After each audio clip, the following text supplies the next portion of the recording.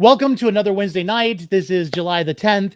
We are talking about Deadpool, and that is a super exciting thing for me because it means we're 2 weeks out from Deadpool and Wolverine. Tonight, we've got some people with us, and we may have some others joining later on. But before we get started, I want to go ahead and just remind you all, if you are interested in knowing more about what Nerd Initiative is doing, please be sure to check us out on our website. You'll find movie reviews, much more comic reviews, because the bullpen team is constantly knocking it out of the ballpark. Also, please make sure you're subscribing to our YouTube. You're following us. If you're watching on Twitter, if you're watching on Facebook, make sure you hit that follow. And also, YouTube, like, subscribe, turn on notifications so you know what's going on next. And then, on top of that, please be sure to check out our merchandise store.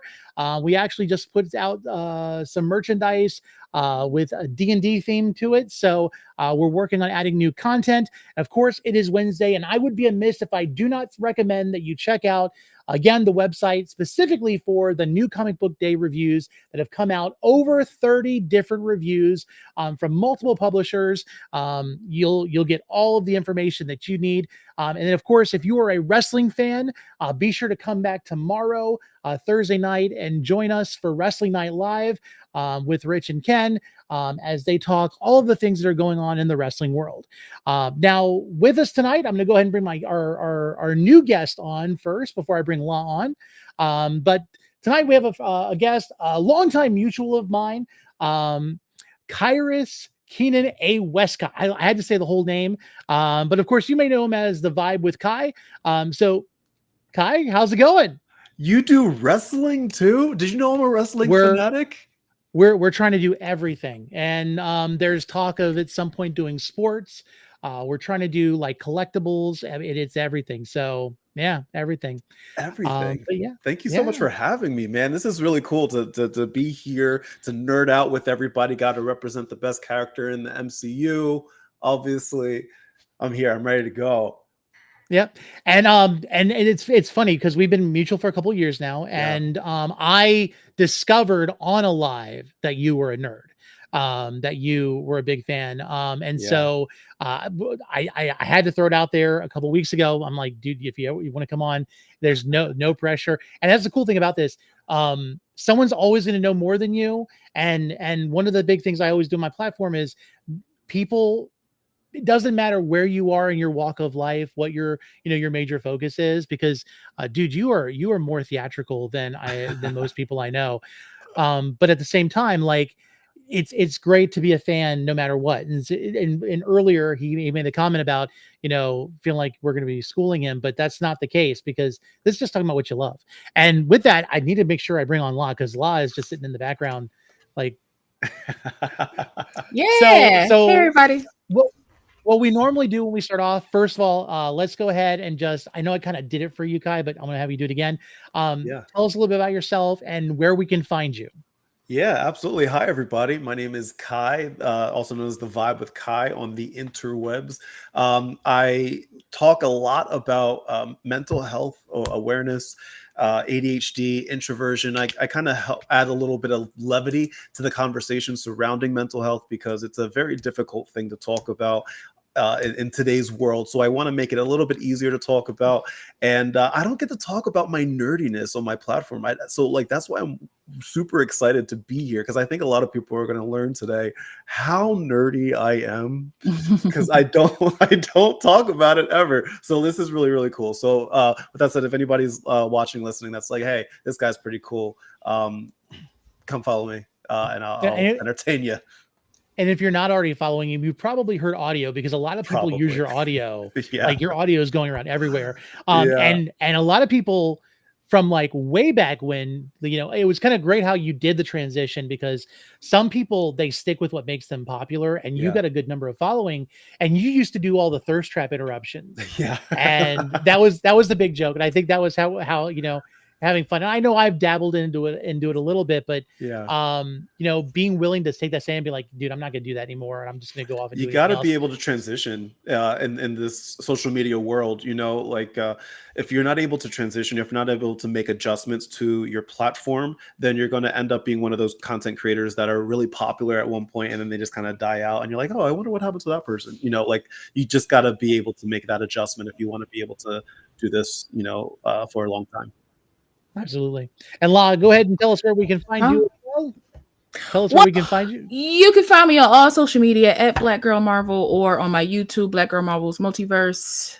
Join me on there. I'm trying to get some stuff popping on there. Slowly but surely, she's making her way. But follow me for some fun, TV talk and trivia and stuff that I've found that I thought was interesting, and ideas and theories that I have about film and television. So come have a good time with me. Come join the multiverse, as I like to say. So. Yeah, right before this, we even got on. I saw you posted on Instagram about Suits. You're jumping into Suits. Okay, yeah, so. I started when it first originally came on, but then I got bored immediately, and because there's so much content. Even back then, it's so much TV, it's so much stuff to consume that I kind of just got bored, and then. I don't know. It's on Netflix. I can binge it. I got back into it, and I was like, I see why I left, but I'll stay this time. And so it's getting good. You're emotionally connected to it now. You got to see it through. Yeah, I'm there now. At first I wasn't. I had other stuff, but now this is my show, and I'm watching 911. I'm picking up 911 again. Once again, it's another show that I started and stopped season 2. I was like, there's too much.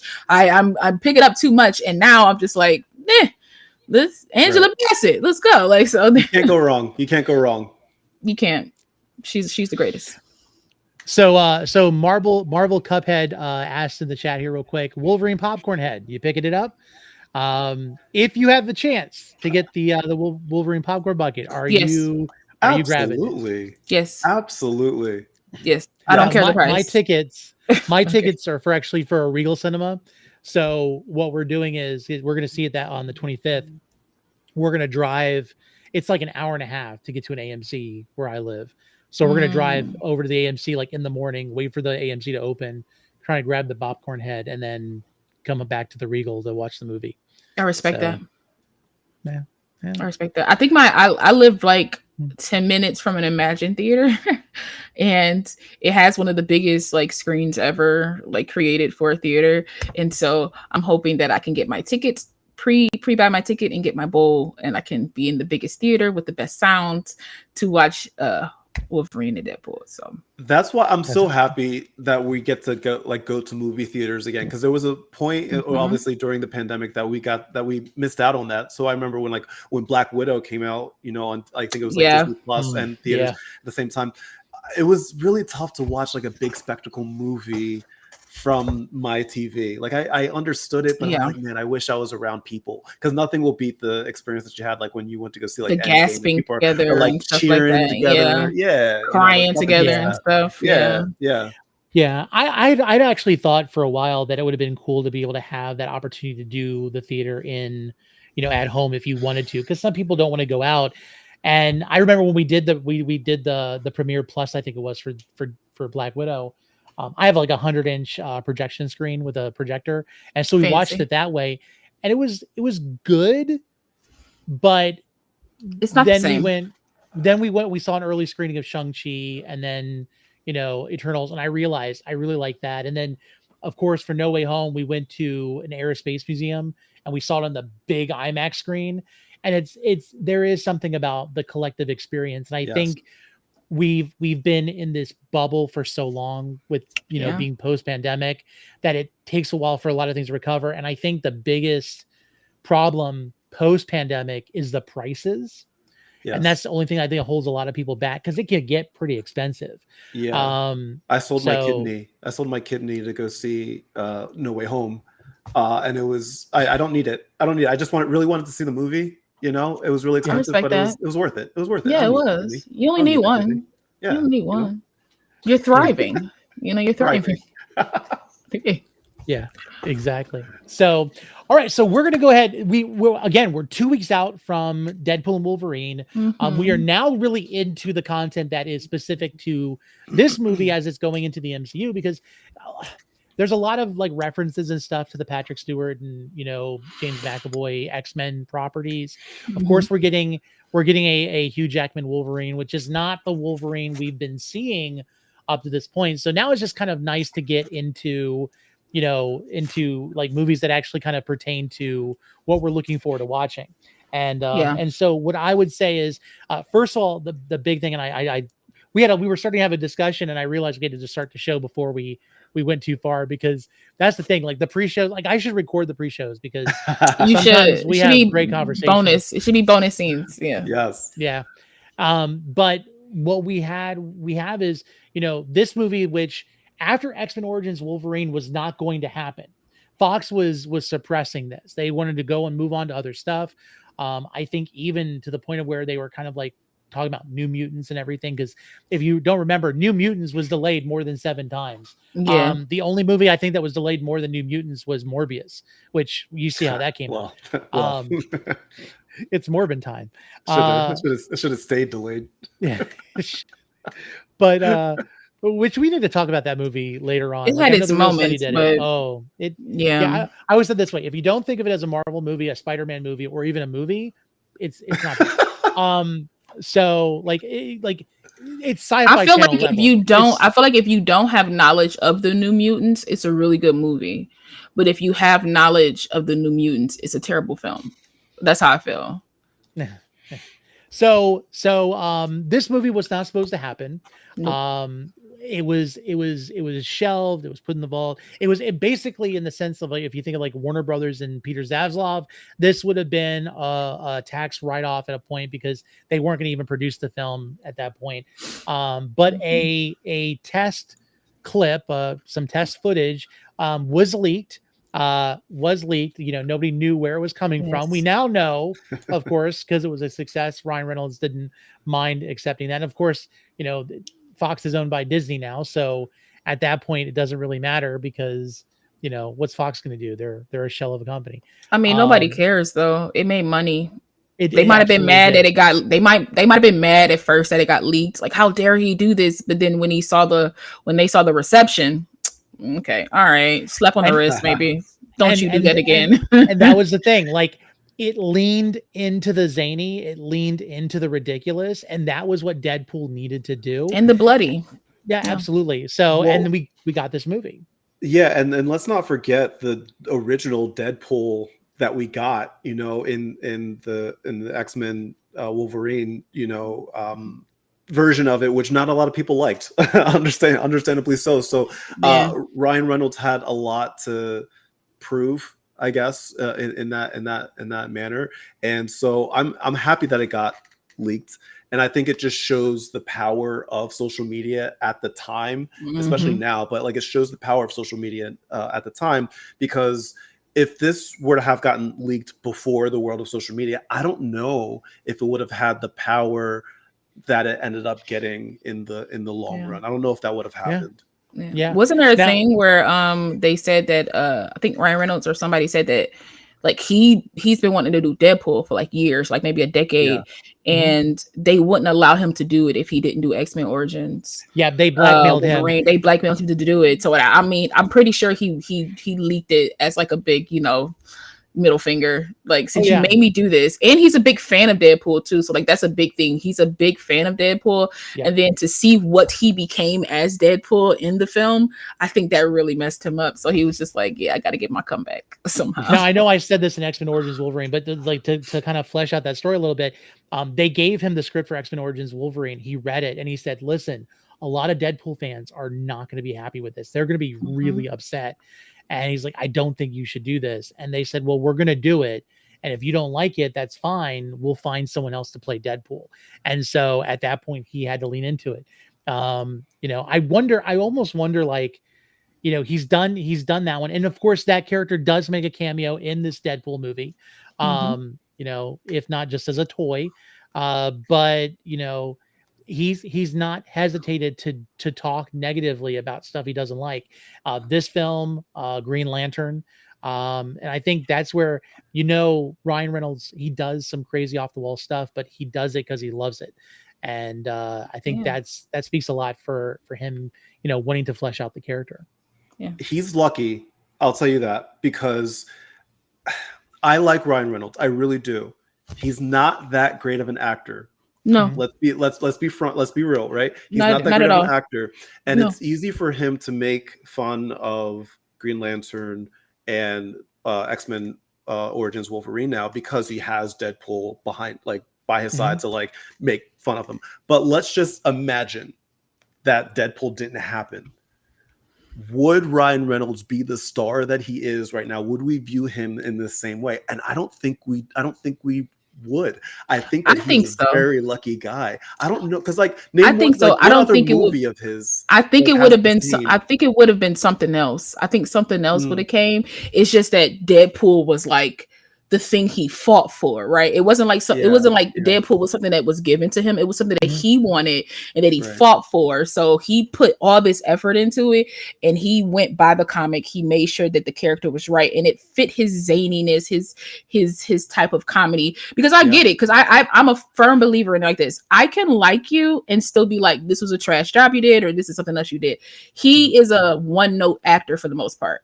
He's always like the kooky, like makes jokes, but has a heart of gold. And he's very good at it. Person. No, he's very good at it. I mean, The Rock he does his thing. Jason Statham does his thing. Like certain people do their thing, and that's what you go to the theater to see them do. Because let's call it spade a spade. Pikachu was just a yellow Deadpool. Because that's the tone. Said it. Right. That's the tone of Ryan Reynolds' comedy, right? That's the tone of his comedy. But it still worked for Pikachu, and I love Detective Pikachu. Like, it was still a good movie to me, and it was like the comedy still hit, because that's what we look for. I think if it wasn't Deadpool, it would be something else. I think he was real tired of being like in rom-coms though, so he was like, I need to transition. Yeah, because I mean, let's face it, the first thing I think of, like, what was it that he did before Deadpool that was like, not action? I mean, I know he was in one of the Blade movies, Trinity, and then he was. I mean, The Proposal, I think, was the bigger thing in that era that kind of got him recognized. I think it was that was The Proposal. That was a really well done movie. Waiting is another movie that he made pretty popular. Yeah, like a really niche in a niche way. Yeah, and that was more like indie type, like Waiting. Yeah, it was still a good movie though. I enjoyed it. But it's very much a thing of where Ryan Reynolds gets casted to be Ryan Reynolds. Exactly. And having it. Now, does he have anxiety? Does he have a difficulty being in front of a group of people? Yes, he's had that, and he's worked on that.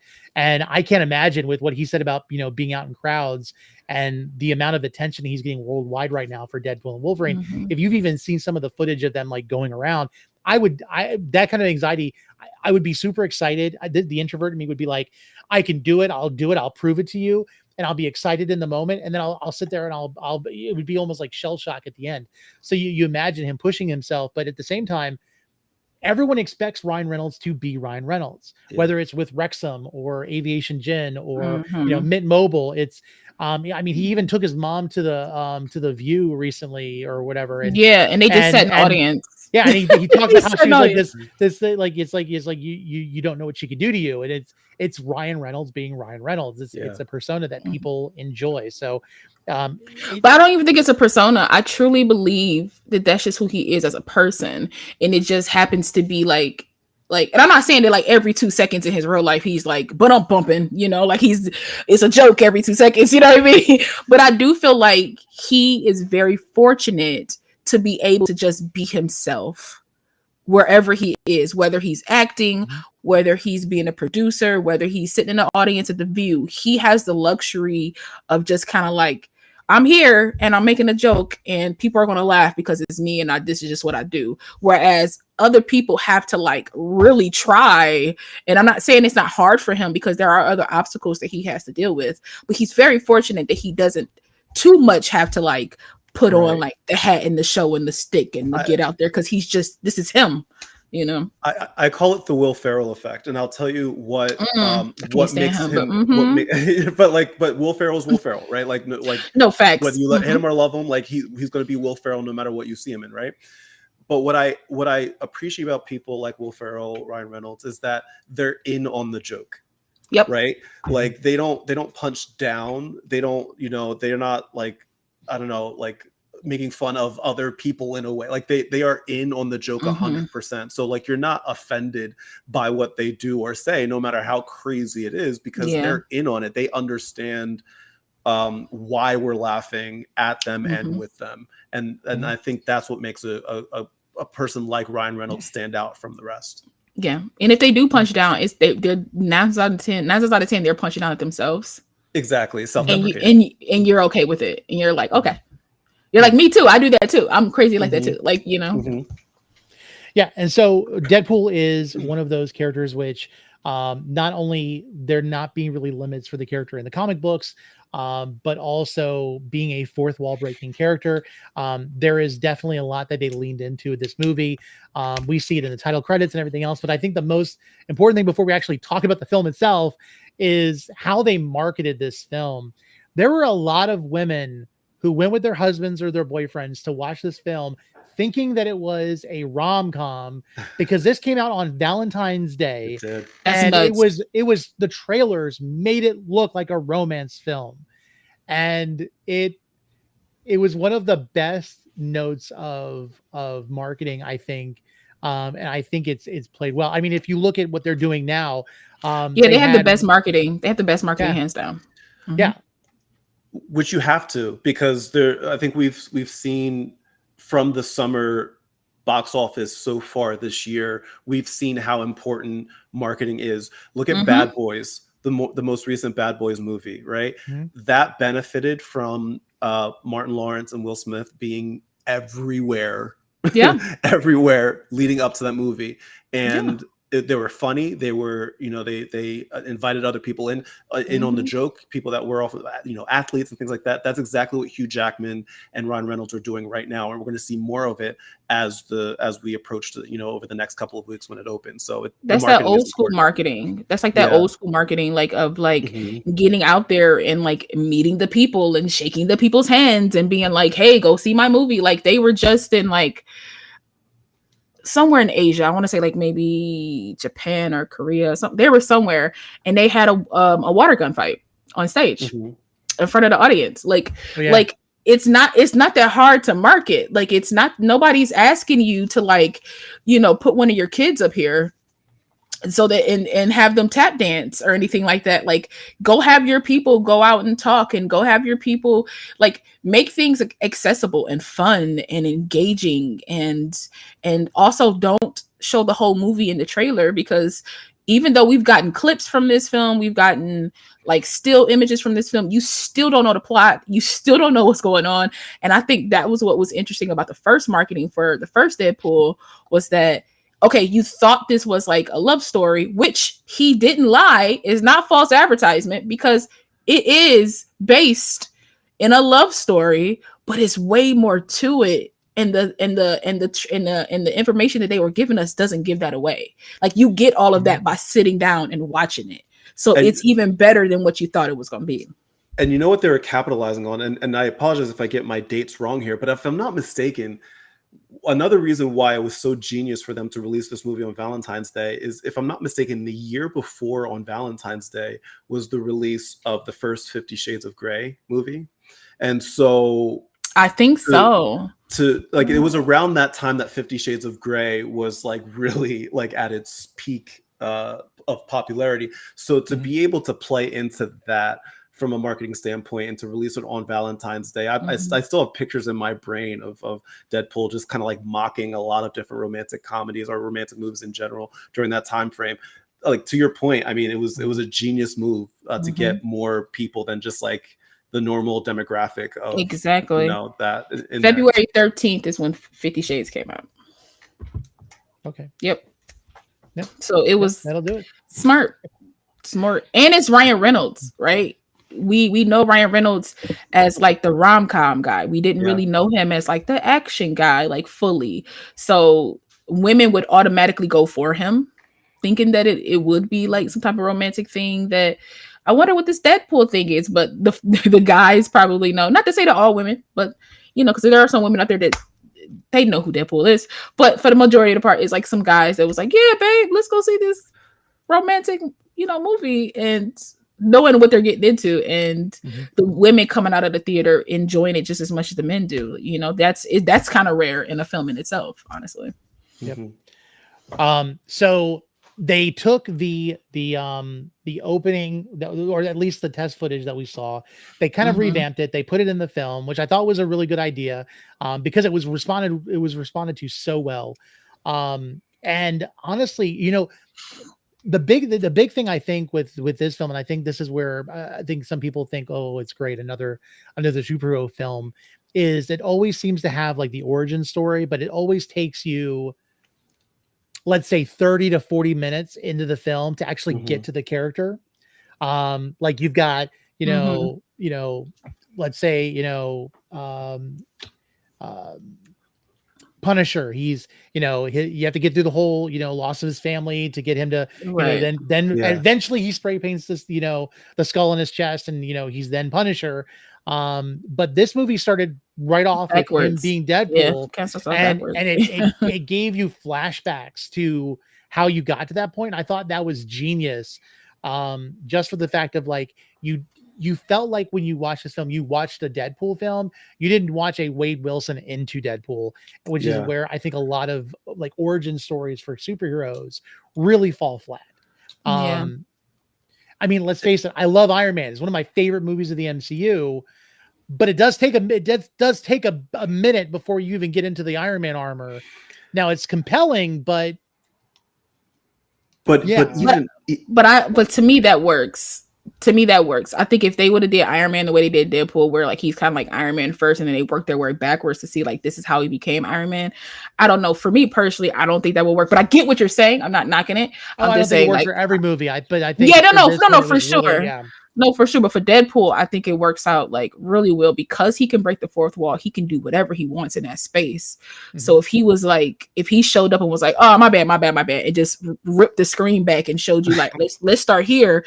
That's hilarious. And that works for that character. You're right. So he can maneuver so many ways that I think like a lot of other films can't / are afraid to do. Whereas Deadpool is a little more freer and less afraid. Right. And that's another reason why I think that Deadpool probably worked at the time that it did, because again, at that point, the MCU was going pretty strong at that point. So there was this like superhero MCU specifically, like that was happening at the time. And so to see somebody that could like turn that genre on its head was something that's really interesting to look at.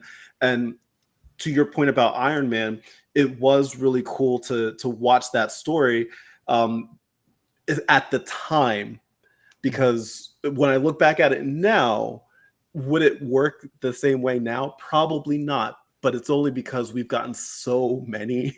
Yeah, we've gotten so far from that. Yeah. But at the time, what year was this? 2008? Deadpool was 2016. Oh no, I mean no, Iron Man. Yeah, 2008. Yeah, like 2008. So like that, and like I think at the time the big thing at the time was maybe Dark Knight Rises. That, like in the X-Men movies, perhaps.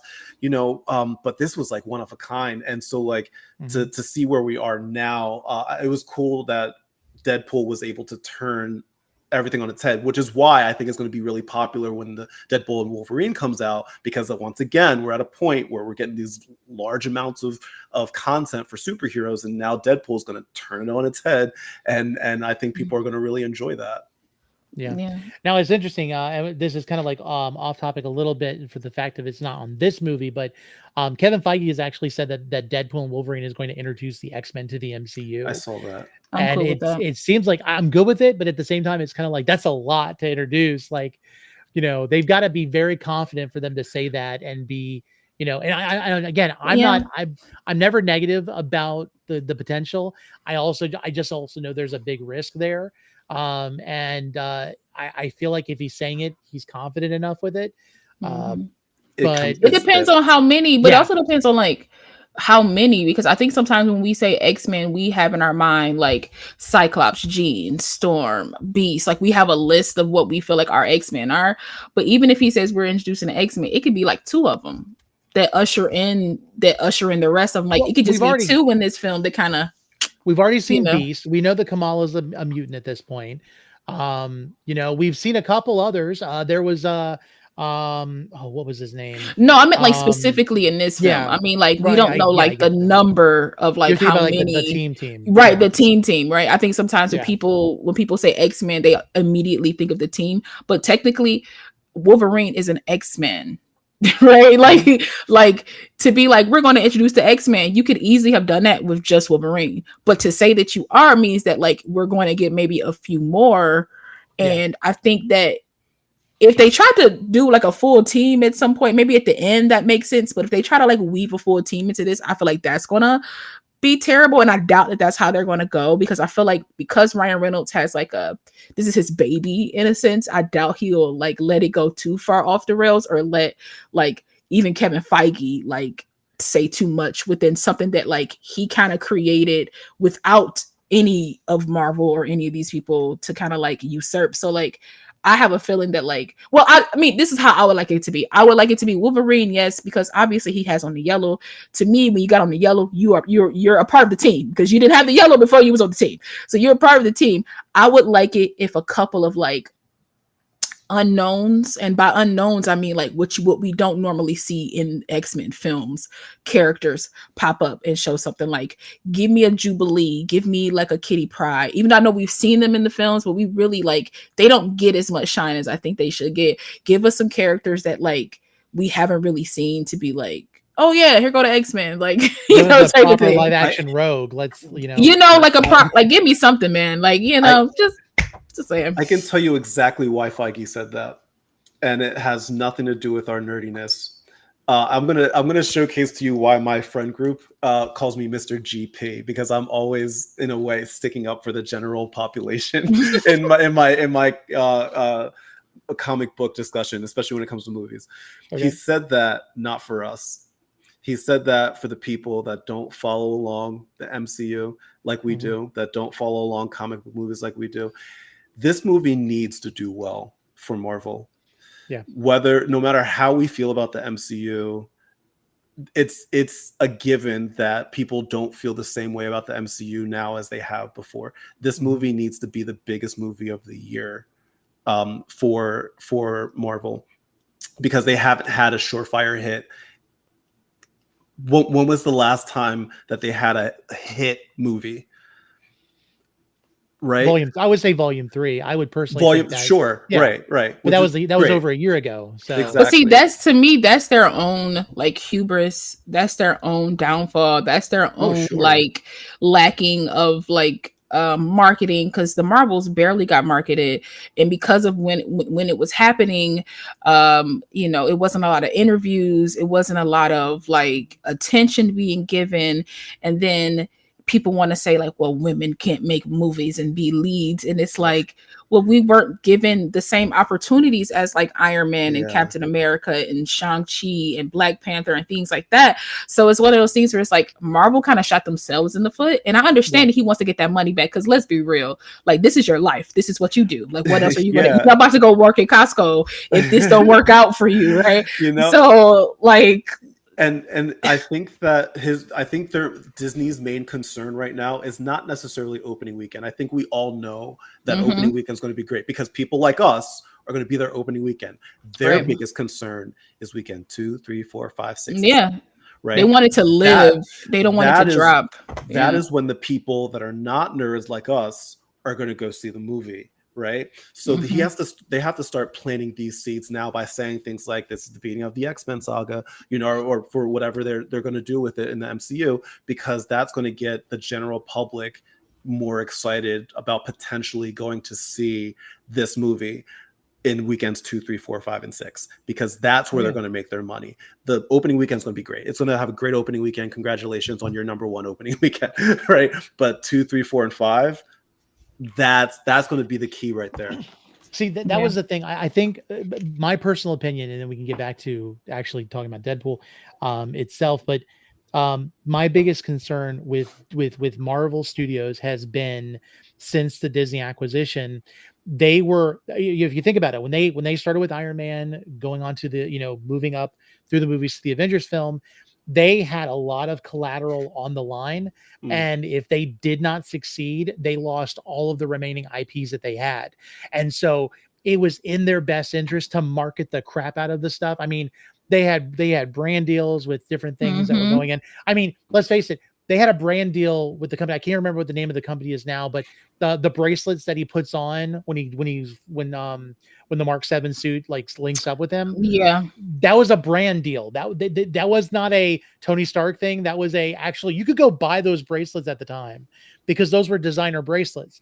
And like they did all of those things, and they focused on that. And then even with like Age of Ultron, even though it wasn't as strong as I think the first, third, or fourth films, I love that you film. had Look at you that. had Yeah. you had the I'll fight for that film. WHIH news.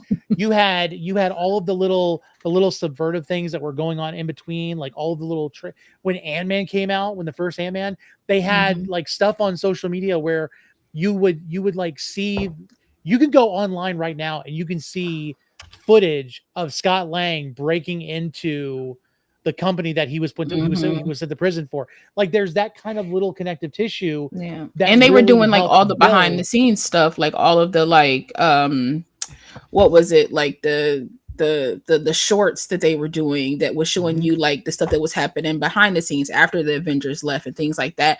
And they stopped giving us those things, like they stopped giving us those tidbits. And so like tidbits, they stopped sorry they stopped giving us those things. So when you stop giving us that, it's like, Mhm. okay, so this world isn't as thought out as I thought it was, or this world isn't as rich as I thought it was. It was like one and done. And that's where I feel Yeah. like the hubris of Marvel kind of comes in, because you relied on the fact that people would just be like, oh, it's Marvel, they'll go see it. We don't need to market it. We don't need to say anything. Shout No. out Think of to it even Z this way. ZB who just wrote "There are no strings on me" because that's my Oh, favorite yeah. line. I remember in the Age of Ultron trailer, I probably rewound and watched that Me too. line over I and love that. over. Oh, I love There that are so much. no James Spader strings is on me. Oh my god, he was he was Oh, yeah. amazing. good. He was great. He was great So in that. good. Oh, But Yeah. even leading into the end of phase 3, they were tie-in comic books. Like so yeah. they were even Mm. reaching out to the comic book fans. Like there's a phrase within the MCU that if you've read the comics you would know, and it's called Fury's Big Week. And it's literally Yeah. because the end of Iron Man 2, the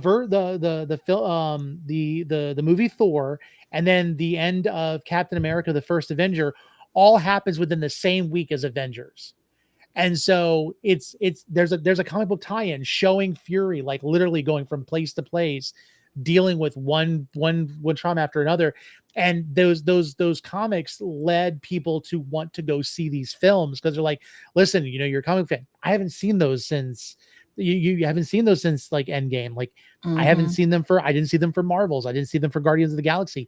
They No. didn't do it. So, there's a lot of times where I feel like if Marvel would just get back to the point of where they have a lot of collateral on the line, where they just realize it's not just Yeah, D23 is not going to do it for you. You need to get down to the people. for sure. I wish And they just took that's more care. I felt like in the beginning, starting with Iron Man, because they were kind of just throwing like spaghetti at the wall to see what sticks. They were like, all right, do something with Iron Man. Let's see what happens. Hopefully this kind of like takes us into something else and we'll figure it out from there. But it felt like they cared, right? It felt like how it feels with the first Deadpool. You can see how much Ryan Reynolds cares. He cares. Like that first Deadpool, you can see like it's not as like crazy CGI and stuff like that as the second one is, because he got more money, more backing, however, but you can see the love and intention and care that he put into it. Same as like the first Iron Man. You can see the care that they put into it, the time that they took with it. Marvel stopped taking time and putting care into their properties because they just relied on it being like, it's Marvel, we're a thing now, and the rest of the world will take care of it. But when you don't give us the quality in which you need, and if you know for a fact, because with She-Hulk you knew that you were going to have a barrage of incels of just a barrage of incels being like, women can't do this, and she's a slut, and look at her drinking. Mind you, Iron Man 2, but whatever. I digress. Or it's the not all men statement. Like not right, not all men are da. Like, you Right. knew these things were going to happen. That means you need to put a little bit more care into your females, into your female writing, into your choreography, into what you do, into your characters. But you just kind of was just like, let's give them something. Like, let's just, and you do a disservice to not only like the fans that love this and watch this, but you also do a disservice to the actors that you have along the ride with you that took this job thinking like, okay, this is going to be great because I've seen X, Y, and Z, and that was amazing. And then they kind of get shafted, and that's like that's Tatiana Maslany for me. That's Scarlett for me. And honestly, that's kind of like what's her name? Tiana Parrish with Monica being Monica. Yeah. She kind of got like played a little bit, but I'm happy that like anytime she does pop up, people love her. But she could have gotten a little bit more love and attention than what she's gotten throughout this franchise, and she's been putting up some great work. But you know, again, I think, and I this is going to tie back to Deadpool. I think that the biggest issue that I have with the MCU right now is something that I think that this new Deadpool movie is going to address and hopefully get the MCU back on track. Because I think that Marvel and Disney were just like cranking out things like whatever. Like I was fine. Like I was fine with it. Like give me all the content. I don't care. Yeah, I didn't care. Bad or good. I didn't care. Bad, I was like, I'm here for it. I was gonna watch. I watched everything. I watched the the I Am Groot animated series. Like I watched that. Like give me all of that. But here's the issue. The biggest difference between what Marvel has been putting out recently and what Marvel has been putting out during like the first like phase 1, 2, and 3 leading up to the Avengers, all the first 3 Avengers, is that there was clearly an endpoint, or there was clearly a point that they were reaching to. Yeah, like there really was. Like we knew that Thanos was going to be the big bad. We knew that everything was connected to that story. There was payoffs. If you watch this, and there was going to be a payoff for this, right? There has been none of that in this new multiverse phase. None of it. There have been end credit scenes and stuff from these movies since Black Widow that have happened, that there's been zero payoff. Like look at the end credits, or not the end credit, but the mid credit scene for Shang-Chi, when it's Shang-Chi and Captain Marvel, Hulk in human form, all talking about like a little pulse thing of where did that go? Where is that? What was the point of that? And how long ago was that? That was what, 3 years ago? 3 years ago. Right. Who's going to remember that? Who's not going to? You know what I'm saying? And like that's not even counting all the stuff that has happened on the TV shows. That's not even counting all the stuff like in Multiverse of Madness, when Charlize Theron shows, like when you have the incursions and stuff like all of this stuff. Where is it going? That was my point before we got on here. I think because Marvel set up such a clean line of this movie interjected with this, it connects to this, and then this movie interjected with this, it connects to this. We were so used to that for like 3 phases that once they stopped doing it, I felt like people got a little lost, and instead of watching and that's understood for sure. But I think that people got a little lost, and they also got a little true, Muncie. There are more questions than answers at this point, but I think that they got a little lost, and I think because it wasn't given to us, we're a little impatient in waiting for the answer, because 9 out of 10, a movie or 2 later, we got the answer. And now, because like this is my theory, and it could be 100% wrong, and it probably is, but it makes me sleep at night and it makes me feel good about myself. But my theory is, because of Loki and the multiverse broke, it shattered our connections. So we have to figure out how everything else connects now, because there's so many branches and shattering of this timeline. Because we saw that in Loki, when that happened, it kind of linked up with what happened in WandaVision and what she did and how she tampered with the multiverse, how in No Way Home he tampered with the multiverse, and how in Doctor Strange they tampered with the multiverse. So like all of these things, in my mind, the way I look at it is tampering within the inside the MCU of that multiverse tampered with the continuity of things. So when you see Eternals, you like, okay, now I got to go back to when Thanos was doing his thing to see if that even makes sense. I'm an Eternals fan, by the way. I'm a huge Eternals fan. Same. I love it. I love Eternals. There was nothing wrong with it in my book. I loved Eternals, but it's like, it's those things where I think people were so like confused on like, I can't find these connections, because Marvel made it so easy to kind of like find these connections. And I'm not saying like immediately easy, but it was kind of easy, because you would watch something and they would say something and you'd be like, oh, that's from the thing and the thing. Oh, it's all coming together. And now nothing's coming together. But that's the thing. Like it's exactly what Kai is saying.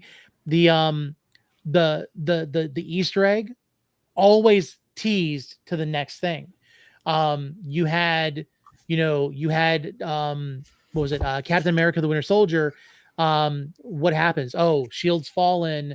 What about the twins? And they showed them in the cell. And so you're like, okay, we're gonna get them soon. In fact, we're gonna get them in Age of Ultron.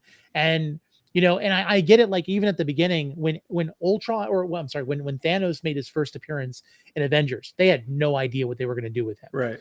Like that was the plan. But it was a whole different actor. The reaction, and they're like, okay, that reaction by the fans, because Thanos wasn't.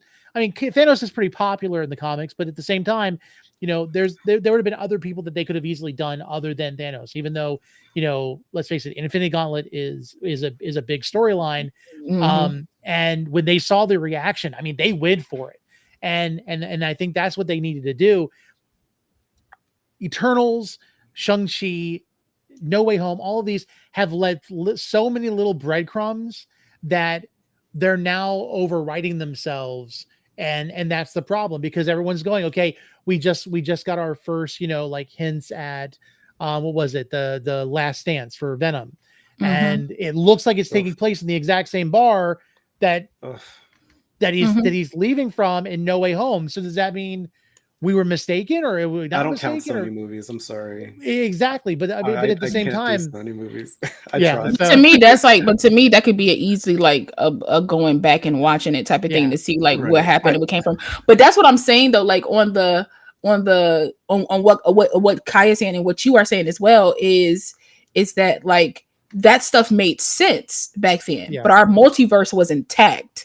Right. So it's easy to form these connections. And again, I could be wrong, but this is something I do to soothe myself, because I like to believe that I do feel like Marvel bit off a little bit more than they could chew, but I still feel like there's a method to their madness in some type of way. Right. So for me, looking at it from the standpoint of once the multiverse crashed, we get these tidbits, but it's like it's like the crumbs back to like grandma's house. You don't get there in 2.5 seconds. You still have to follow the crumbs, because you went a long way. We moved a long way. So this is going to be a really big game of like connecting the dots and puzzling, because of how scattered we are within this multiverse. And that's where Deadpool's going to come into play. Yeah. Right? Because I think that Deadpool is pretty much the only MCU movie that we're getting this year. Right. I think we're going to see a lot of jokes about it. We're going to see a lot of jokes because he made jokes about, all the X-Men timelines that were happening over there. He's like McAvoy or Stewart. That's one of my favorite lines. It's so great. So it's going to be, that's why I'm really excited for Deadpool. I think that Deadpool is going to be a really important factor when it comes to connecting a lot of things. I knew I wasn't going crazy when it comes to the way I felt about MCU, because Disney and Marvel themselves have acknowledged how out of pocket it's been, with stuff like that. So I think that what's going to happen is Deadpool is going to come out this month. We're going to have a lot more guidance. And then I think the next movie after that is Captain America, which comes out maybe I want to say February of 2025. So we're gonna start to get back to what worked. That's my prediction. We're gonna start getting back to what worked in the past, and we're going to start to grow from there, and then head into the next Avengers movie, which I believe is 2026, if I'm not mistaken. I think we're going to get back to basics, which I'm really excited about. Which is essentially fixing the multiverse. Thank you, Ryan Reynolds.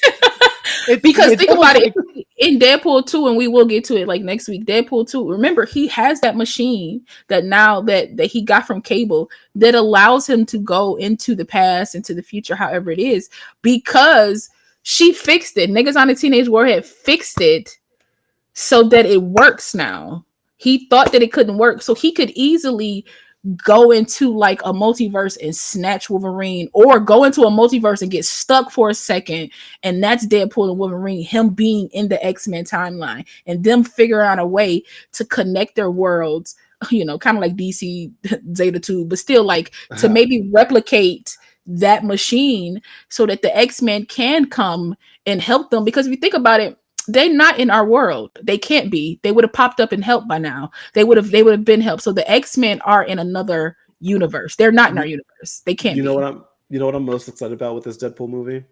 Because I know they've been like screening like the first, like I think they said 40 minutes of the movie, right? And what they're saying is that the first 40 minutes is what we've seen in the trailers, right? And that the rest of the movie, we have no idea, right?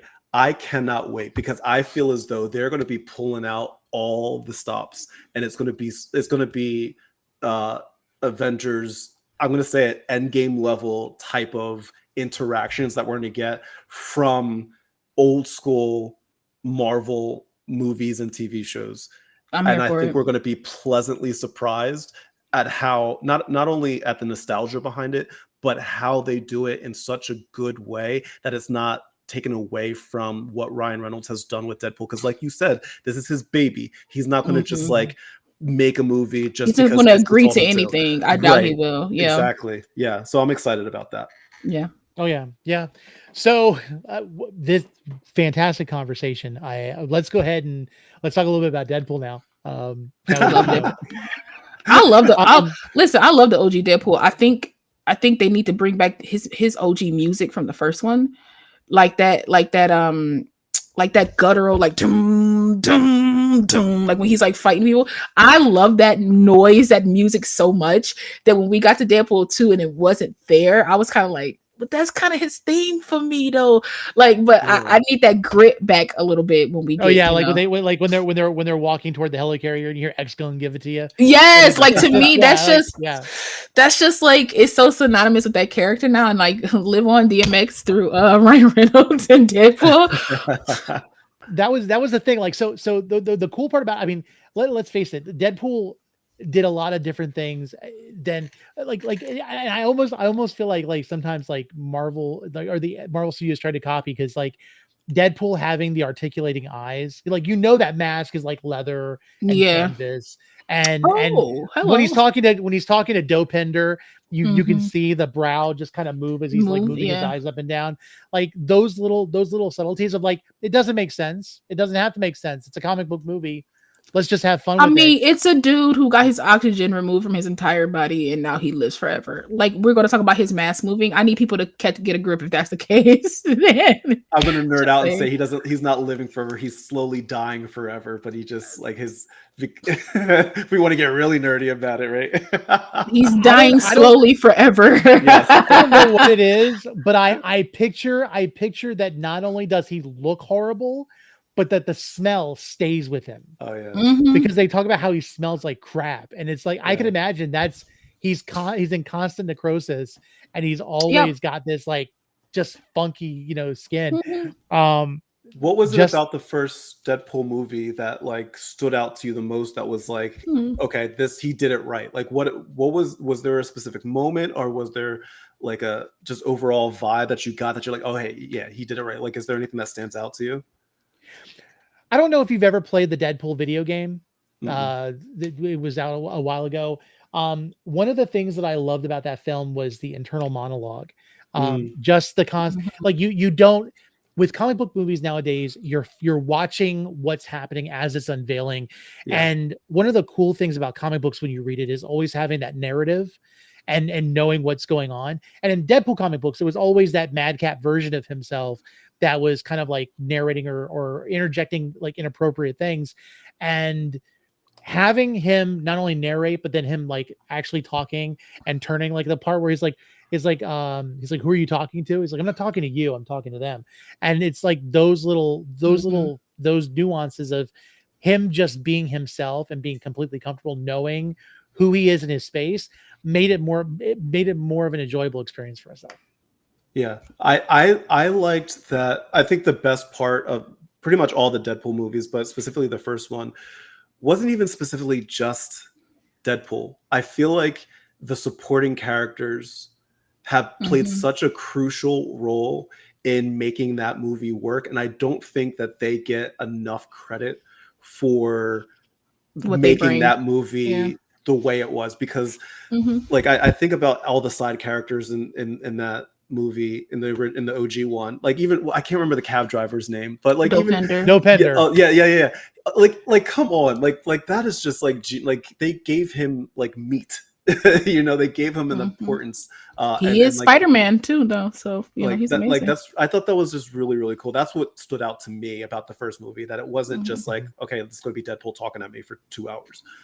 You know, it was a lot more than that. Yeah, I think. For me, there's a relationship. Can I give what stood up for me? Okay, go ahead. I'm sorry. Okay. Wow, she is. Oh, okay. I have to give him like a little shit, just a little, like whenever I see him, because that's how I show I love him. For me, what stands out for the first Deadpool, of course, like I like the fighting and everything, because that's just amazing. But I also like that they were able to. It's easy to get bogged down by the fighting, but they actually gave us a really good story. They actually gave us like heart within a character that you wouldn't think would have heart, but still stay true to the character. That's super, super hard to do, right? Because I think people, like, if you go towards all the way at the end of the film, where he's standing on top of, like, he's on top of Francis, and he's standing on top of Francis, and he's like, you know, Colossus is like 5 minutes. I think everybody in the world thought that Colossus is going to talk him out of it. And when he shot him instead, that informed his character 1,000%. They let you know in that minute that this is not like any other hero or anti-hero that you've seen before. He built different, literally.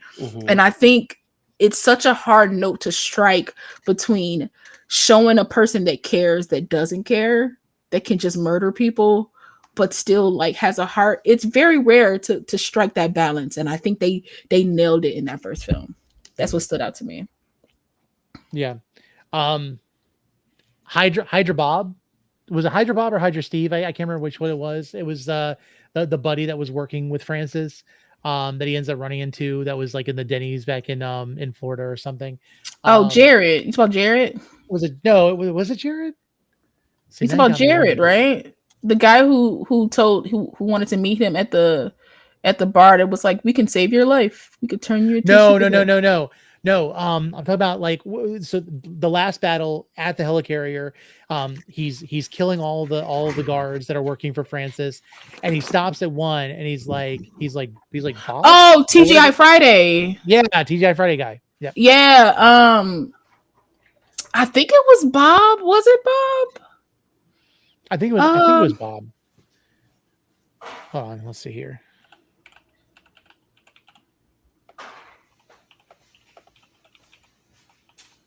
Bob. It was Bob.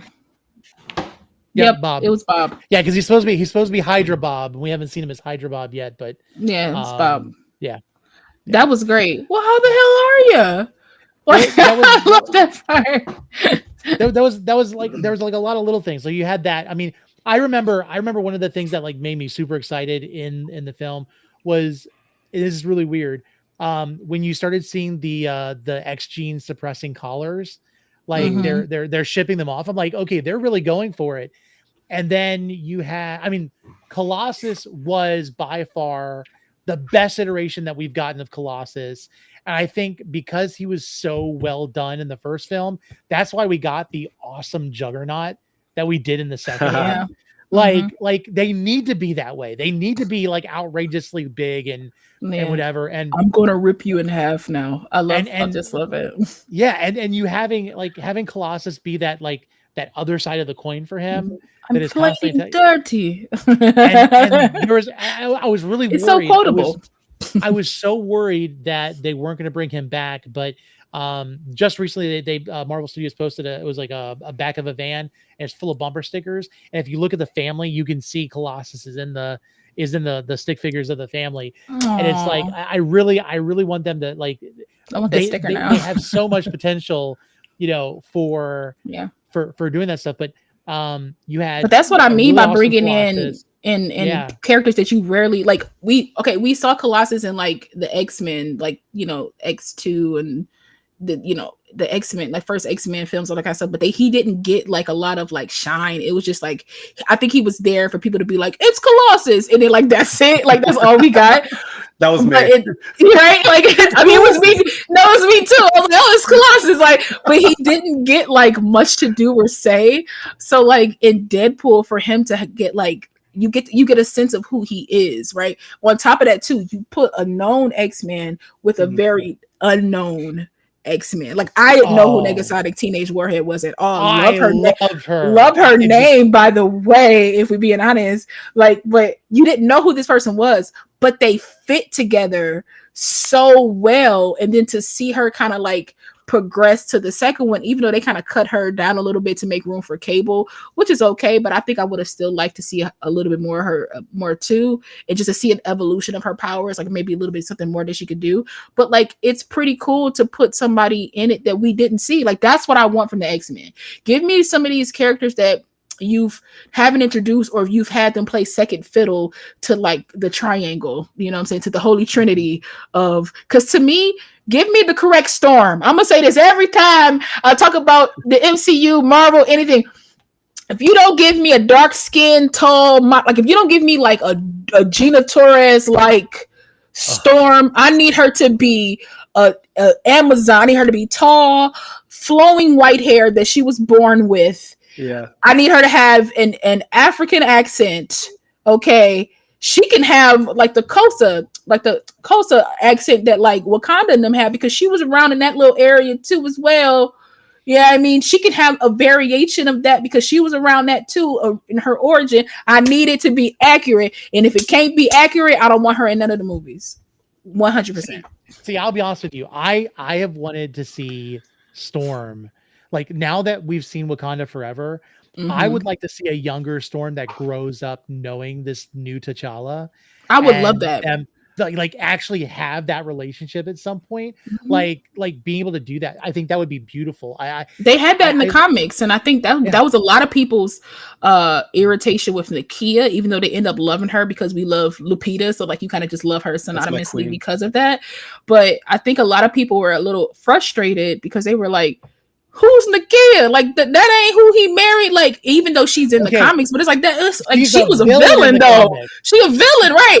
She was a bad in the comics. So it's like it's one of those things where I think a lot of people got mad. But for me, I was just like, okay, I kind of see where they're going. Maybe they introduce Storm later. Maybe she breaks his heart and they introduce Storm later. Obviously, they didn't go that route, but I wouldn't mind because we have this new T'Challa, his son, at like maybe 7 or 8, it would make sense if Storm is around that age as well.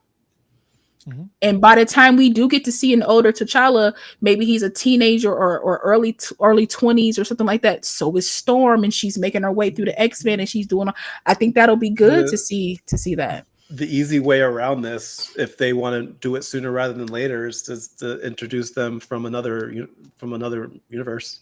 Yeah, maybe something's already established. But that actually, like y'all talking about that, actually remind me of something from a Deadpool perspective in regards to characters. And TJ Miller's character, like his name is Weasel. Maybe, yeah, I want to say. What are your thoughts on TJ Miller? Because I know he's not in the prequel, and because he's gone on interviews and said that. Like, what are your thoughts on him, his character? We'll take out what we know about him as a person in real life. Yeah, But I just never. like- Yeah, Yeah, I never. take that out. But just as a character, what did you think of his connection to Deadpool and the role that he played? La, you want to go first because I always talk I over you. mean, yeah, I appreciate that. Thank you. Thank you for being a gentleman. I appreciate you. So what I'm thinking, go. See, I know it. I felt it. I was love waiting it. for it. I was waiting. I love it. I would be so disappointed if he didn't. I'm not a big fan of TJ Miller. I feel like to me he's an unlikable Ryan Reynolds clone, if I had to put it in a certain type of tone. And like for you're talking any, about the actor, like the actor, the, not the character, the- actor. no, the actor, but also the character that he plays, Yeah, right? Because if you've seen him do like voiceover work, if you've seen him other things, he's pretty one note himself. Yes. If you hire him, you're hiring him for the TJ Miller effect, right? You're hiring him for this type of comedy, the way he says a word, the things that he does, right? So to me, he's an unlikable version of what Ryan Reynolds is as a character actor, right? Whatever Ryan Reynolds does in the Ryan Reynolds voice and the movements that he does, I'm there for it because I don't know, it just fits, it works somehow. And it has nothing to do with his person because I can always separate the person from like what they do. Mm-hmm. In Deadpool, in the first Deadpool, his character served a purpose. I enjoyed his character. Not to say that he didn't serve a purpose in the second one, because he was just the amount of time that he had in Deadpool 1, he had in Deadpool 2. So it wasn't like, he got way more screen time in the second one and all that kind of stuff. But like, I felt like his character served a purpose that's probably no longer needed. He served a purpose for the audience. He served a purpose to like fourth wall it and push the story further. Like, this is what's going to happen, and they're cut it with scenes and his voiceover and he's talking. I don't think he's needed anymore, and I think that was a hard pill for him to swallow. But that's how I feel. So my definition of what the Weasel is in the Deadpool movies is a no stakes plot device. That's pretty much all he is. He was a character that could have a conversation with Wade Wilson when Wade Wilson couldn't have a conversation with anybody else, because he couldn't go to the X-Men because the X-Men were trying to bring him to Virtue.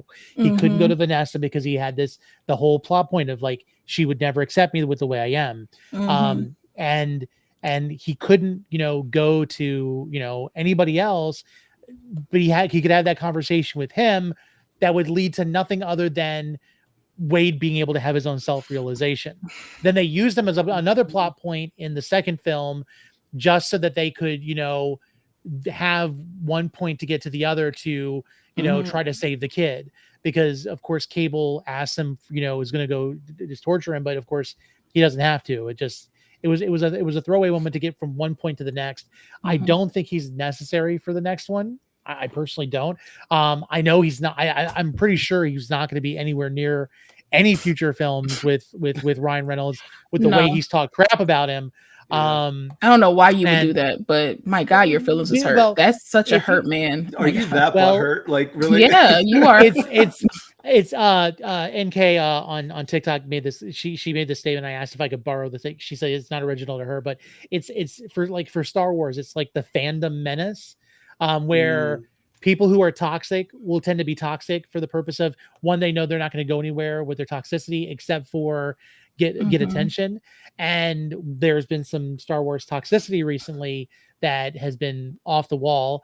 And TJ knew he wasn't going to come back to the franchise, and that people were probably looking, on him. So what better way to get him back in attention than to throw out some baseless crap about Ryan Reynolds, when everyone knows, everyone loves Ryan Reynolds. He's America's sweetheart. Come on, man. He's just riding the tails, and that's all. That's all it can possibly be.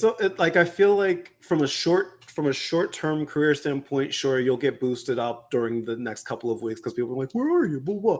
But like in the long run, like, why would you go against, number one of the biggest movie stars in the world? Number two, one of the biggest companies in the world, Marvel and Disney. Like, just like sit back, relax, stay humble. And that's why I don't put TJ Miller, even though he is a one-note actor, kind of like along the lines of the Will Ferrell and Ryan Reynolds, kind of like what I was saying before. TJ Miller's not in on the joke. If No. he's the kind of person, if he says a joke, if he's like doing stand up or something, and he says a joke and people don't laugh, he's going to be like, "You guys are stupid. How could you not laugh at that?" Right? You don't get it. Yeah. Ryan Reynolds, if he were to do a stand up comedy joke and people don't laugh, he'd be like, he falls into it. He falls into it. Like you can't. Like I do stand up, so you can't. And I've had people. I've told a joke, and it's been dry. Do you understand me? Not a laugh in the bar. Do you understand? Yeah. And I've been like, oh, that didn't work for y'all. Okay, I'll make sure I work on that when I'll make sure. Z, I don't even know if I want to start this conversation, but I love that. He and Gina Carano should start a support group. Definitely should of like little hurt feelings. Let's face it. I think she would have more of a chance of coming back from what she said than he doing what he's doing. But probably. But see, that's my thing. That's what I believe in. Like, you don't go to another employer talking about how shitty your previous employer was, right? And TJ Miller essentially did that, but he did it to the world. So why would any company, anybody want to work with you if this is how you act at the end of once your contract is done? Because that's anything. If he got hired for anything else, okay, I'm afraid that if I'm gonna end this contract and then if I continue on doing something else and I don't bring you on, now you're gonna slander me in the media. And guess how I avoid that? I just don't hire you. You get no work. And that's as simple as that. You don't do things like that. If you got, and then I feel like if you were such good friends as you felt you were, which I felt like y'all wasn't, but you thought y'all were. But if y'all were, that's a conversation that you can call Ryan Reynolds on the phone and have privately. Well, it told me his complaints. It told me that as a comedic person, actor, comedian, whatever, he didn't know the basics of yes and. Yes. Like there's that's the whole thing of like if someone says something detracting to you and you're in the moment of doing something that's obviously comedy and you immediately take that as an offense, not realizing that you could take it to the next step and build on it. You're proving yourself as not needing to be in that space. But it lets me know that you're not truly a comedian. You're somebody that fell into it because you might have said maybe 2 or 3 things that were funny in your life, and people have been like, you should be a comedian, you should do funny things.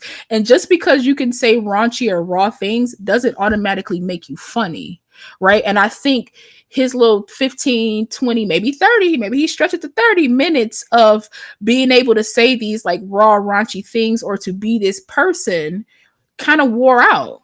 It just wore out because like his comedy doesn't feel alive, if I have to put it in words. Like when he speaks on Deadpool, it's very much like, oh, so it's kind of grating a little bit when you speak. It's doable enough to the ear that you can hear it and it's fine. But if you compare like his voice to Ryan Reynolds' voice, Ryan Reynolds has an energy to his voice that makes you like a punch to his voice that makes you kind of sit up and pay attention. Whereas it takes TJ Miller, it takes a actual laugh for you to be like, an actual thing that's funny for you to be like, that's funny, because he doesn't have like life to what he's saying. It feels like he's just speaking it and he's not like living it. Like one of the funniest things that he said to me, like I was never a fan of the avocado joke in the first one. The avocado joke to me was just, I was just like, ugh, okay. But like in the second Deadpool where like Cable was like threatening him, was about to torture him, and he was like, you know what, I'm going to stop you right there because even when I stub my toe, it's going to be a bad day. Like that was hilarious to me. Like he was like, I stubbed my toe, I'm done for the rest of the day. That's like that was like hilarious to me. But it was done. For me, was the line where he's like, way. Yeah. It was the line where he's like, I only told him everything. Like that was the kind of stuff like absolutely, like I thought those moments were funny, but you can tell those were scripted. Like that was just kind of how it is. Like the whole graphical map of Utah thing. Like, okay. Yeah, it's like because sometimes I feel like that wasn't written for him. I feel like it was improv'd by him, and that was the best that they could get, and that's what they left like on the cutting room floor, like this is the best we're going to get out of him. Like it's what Z says, it's monotone, but it's not in a good way. Like it doesn't have any feeling for me behind like what he says when he speaks. And to me, that can take me out of like a character when you're kind of like you're dry in the driest way and not dry in the moist way, I guess. Well, it's like let that one sit for a second. I'm saying, sit for a second. But it's like there was a joke that was played out in both films, and I didn't think it was even that funny. Vanessa Baccarin, who plays the love interest, no, is it Vanessa? Vanessa, yeah. Oh well, her name is Marina Baccarin. Marina Baccarin, yeah. So she plays Vanessa in both films. She makes a reference to Empire, and it was like okay, that's cool in the first one. The second one, I was like, okay, it kind of feels like a repeat. But that was pretty much all of T.J. Miller's like reactions, because he even repeats his lines in the second film, and it's like, so yeah, I would say, I felt like it worked as he needed somebody to talk to. Yeah, it worked. I think the only thing that I really enjoyed him in the second film was when they were sitting down doing the auditions. The auditions, yeah. Yeah, because it was kind of like just having someone that Ryan Reynolds could bounce off of. Right. That makes it even funnier. Yeah. It's like that volley for serve. It's like they go back and forth, right? So it's when that happens, it's magic in that, right? And it's not just one person, it's both of you. Because without the other person, you wouldn't have that. So TJ works better when he's working off somebody, but he talks too much. When it comes to his comedy, there's too many fillers and words and what he has to say to get to the joke that by the time you get there, you don't want to be there no more. Go to the next scene. He's not somebody that will set the punchline up. He wants to be the one saying the punchline or being the punchline. He is not the kind of person, the type of comedian that will he don't lay up. Yeah, he doesn't lay up. He wants to lay up, but then dunk it himself. Right. And when you have somebody like Ryan Reynolds, who don't need a layup, really. You gotta who don't really need a layup. He can kind of just he can dunk it on his own. We're gonna learn that in the third one, that we're gonna see how much he isn't needed. Yeah. Well, I think that's the thing. And that's what I heard. I think Dopinder was the obvious choice to have be someone to bounce off with him. I loved their chemistry. And I think the one that they didn't expect, but I think you could obviously tell, and I wish they would have done more in the second, was Negasonic Teenage Warhead. Her and him, the lines between the two of them are so like spot on and quick that I remember the first time I watched the film, me in a box here. Like, exactly.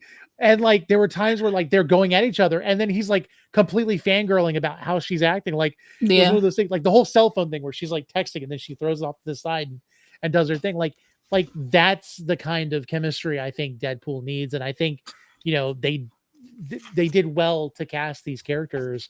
Agreed. With the exception of T.J. Miller. Yeah, I think he was cast correctly based on what they needed for the film. Yeah. Going forward, I don't think he works within this medium anymore. Like, I don't think he works within this plot line, this story, whatever the plot line is going to be. I think he was a transitional character, and Deadpool has now transitioned to other like super powered friends. And not to say that super powered people don't need like regular Joe Schmo, but also he's not in that world anymore. He's not just like in wherever they were, New York or whatever. He's just not there anymore, waiting for Vanessa to come home at the apartment. He's not there anymore. Now he's experiencing more. He's going further, and everybody can't go with you.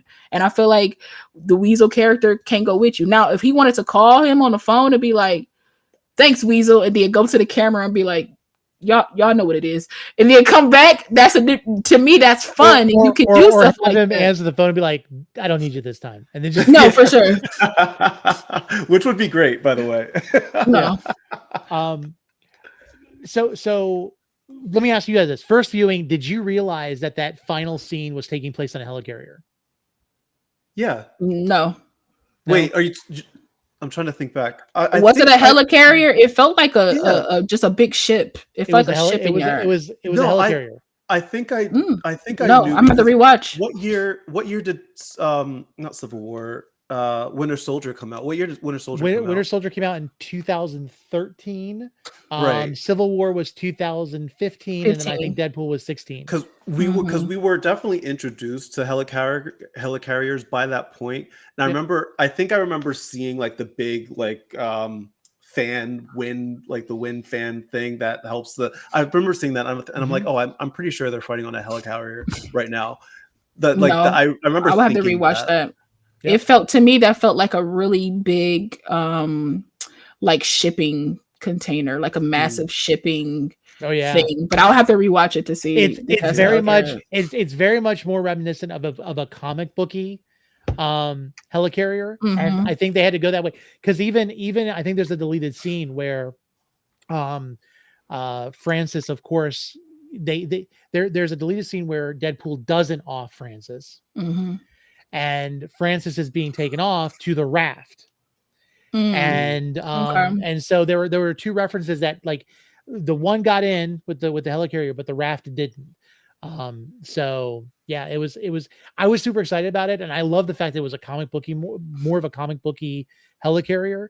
And then it made perfect sense. Like at the point when we got Deadpool 2, of course, he's making lots of MCU references because Fox is going the way of Disney at that point. So you know, he knew he could get away with it because they were going to buy them out anyway. Did we know at that point during Deadpool 2? Deadpool 2 was right around. Hold on. Because I remember him making references to Deadpool 2 was 2018. Because I remember him making because at that point we knew that like because Brolin was obviously Thanos at that point, so like there was definitely when he's like pump the brakes, Thanos. Yeah, and then there was you know, basically he's like with his collar on, he's like I'm just ordinary. Give me a bow and arrow. I'm basically Hawkeye. Yeah. You know, so there's a lot of like little references like that. He made a Captain America reference. He made a Black Widow reference. I think they would have known something because Marvel got Fox in 2019 and Deadpool 2 came out in 2018. Yeah. So it was in the works. They were in the works. It was in the works. Of course, I mean, let's yeah. face it, Deadpool 2 even says I'm Batman. So it's like, or no, he references the DCEU, saying how dark. No, he does say I'm Batman. Yeah. You're right. He says I'm Batman. He was like, "You're so dark. Are you from the DC universe?" Listen, it's so quotable. Like to me, and that's not to say that makes other movies bad or whatever like that. But for me, if I could come out of any film and quote something, you won me. I'm yours. I belong to you now.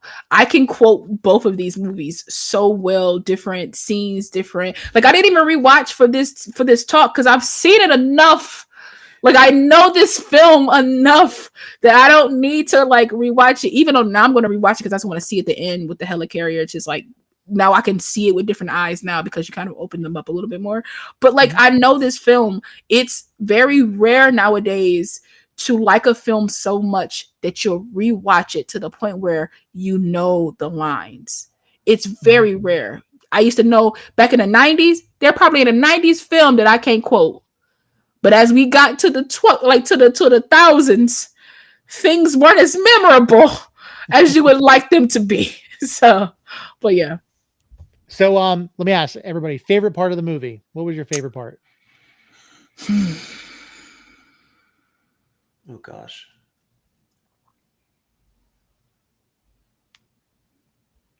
Ooh, also, those in the chat, if you could go and share your favorite part of the movie, I'll pop it up on the screen here too. Can I just say the movie? Like, what are we doing? I'll say the whole thing, guy.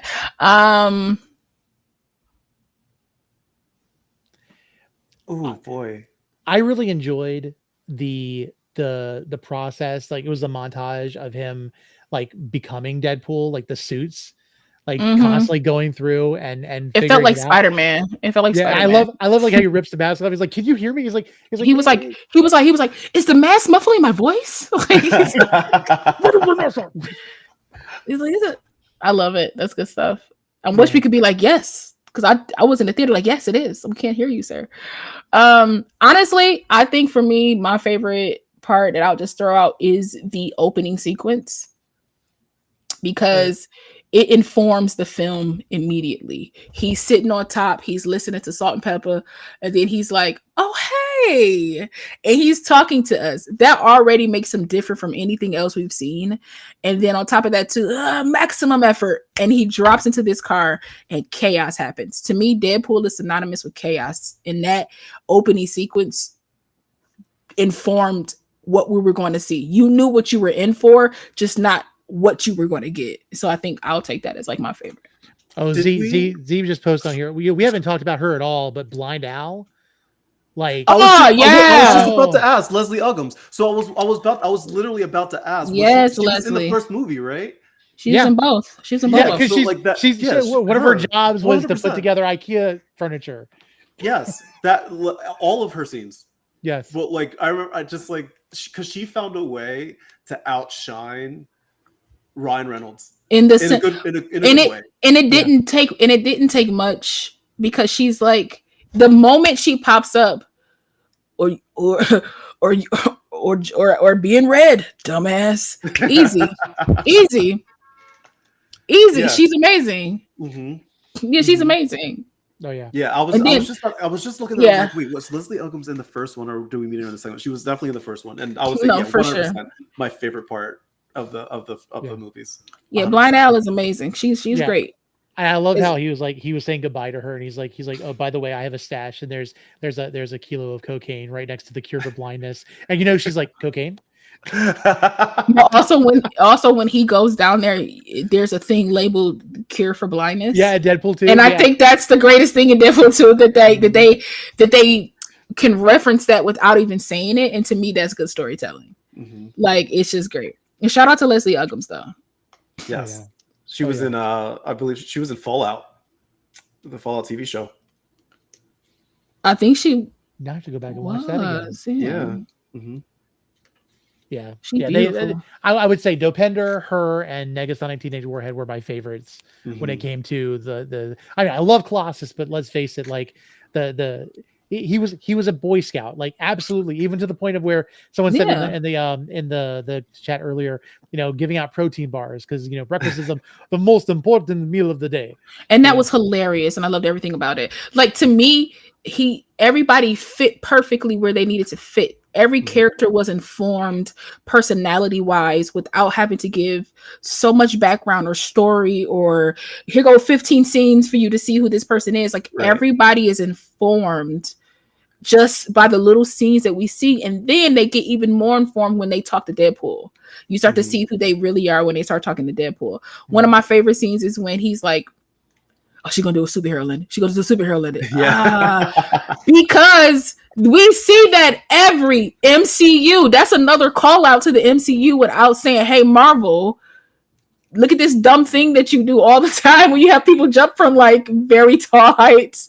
Like, it's very, like, it's just, the writing is just very good for Deadpool. Yeah. Just very good. Yeah. Man. No, it's literally a brick of Coke, Z. A literal Yeah, I said a kilo, but it was a brick. Yeah. brick of Coke, man. That's crazy. And he constantly forgets his guns. Like, he's always forgetting his ammo. Yeah. Oh God, I will miss say, cocaine. I also did love the opening montage where he's only got 12 bullets, and as he's shooting people, the bullet has the imprint of the number. The numbers on so there. you Yeah. knew, like, he was doing the countdown. I was like, Yeah. it was those little things. And if you also don't know, his katanas are called B. Arthur. Yes, as they should be. I liked how graphic it was. Like, they didn't hold back on the graphic nature of it.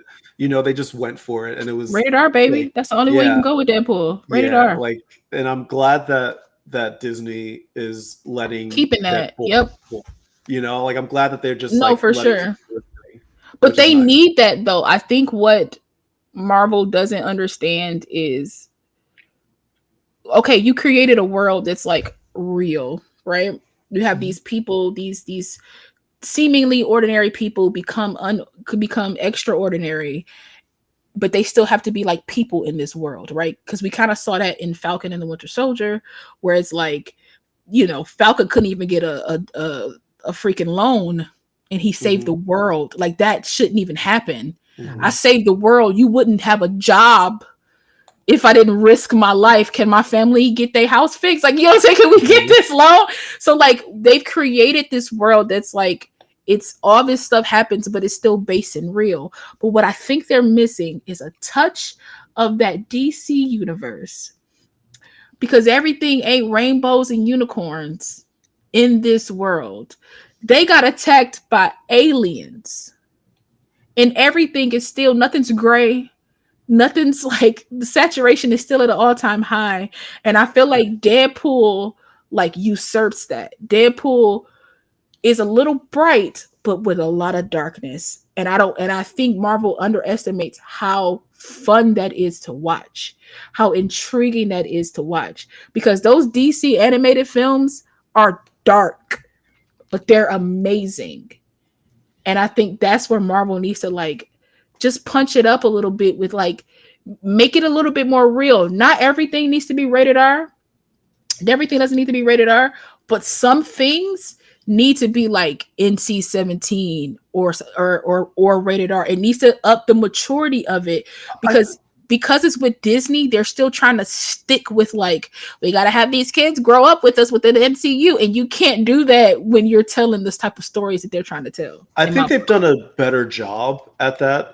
Like, I wasn't the biggest fan of the show Echo, but like they definitely embraced a little bit more maturity there. The oh gosh, the werewolf one. Werewolf by Night. Yes. Werewolf by Night. I think they embraced it there. And then obviously the graphic sex scene from Eternals, I'm crying. Listen, that little sex scene broke the internet. Do you understand me? Oh my goodness. And of course it was that, and Fastos having a husband. Like, everyone's like, oh no.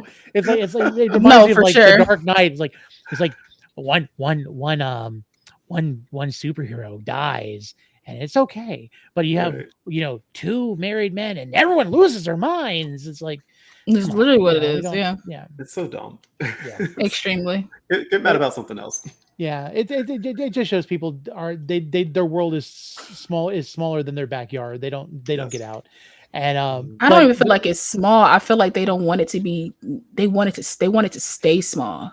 Like, I feel like their yards are growing and they don't have control over it, and they don't like it. So what's the one thing that they can try to keep small is what they watch on screen. And like, I had this conversation with my mom, because technically, like, if I'm being honest, and this is no disrespect to any community, but when you watch more TV now, there are more gay and trans characters than there have ever been on TV ever. And somebody like my mom, who grew up in a world where, like, not to say it didn't exist, because come on, it existed.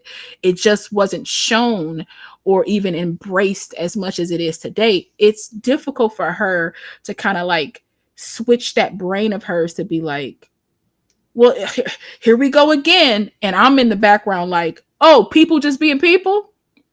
Oh, people just living. Oh, people just, I was like, Mom, everybody deserves some type of representation or some type of seeing themselves on something. And it might seem forced to you, but to other people, it's about time. It's about time. And I think people do not want to see what they don't want to see. And I'm like, you got to get over it. It's funny. There's been a lot of articles and there's been a lot of stuff coming out recently about people that were in the armed services and stuff, like, let's say, 40, 50, 60 years ago, that were, they got married, they had kids and everything else. And then the kids find out that their parents, were homosexual the whole time. And they didn't know. And it was even a discussion in the household, like, it's kind of crazy. Why would they do that? I'm like, well, because if they would have come out in that day and time, they would have died. They would have ended up, in an obituary, they would have died. You wouldn't have known this person. The reason why it seems like there are more people that are coming out now is because they don't have as much. They're still, but not as much that's going against them. It's still a long road. It's a but touch. It's a yeah, touch more. It's a touch more protection. There's a touch, and I mean a touch, but it's still a touch enough that they feel comfortable to be like, "This is who I am. mhm. This is who I love. This is who I want to be." And I think people just need to be like, my whole thing is this: if it's not for you, it's not for you. Yeah. But that doesn't give you like carte blanche to be disrespectful to anybody that you don't understand. And if you're Yeah. not willing to understand them or ask questions to get that understanding, just walk away. Just go back to your yard where you feel safe, but you don't have to be vocal about it. You don't. And I feel like that's what this what social media in this world has like made it to be, is that like, well, I gotta say something. No, you don't. So You can keep your mouth closed. You Yeah, don't say it's like- anything.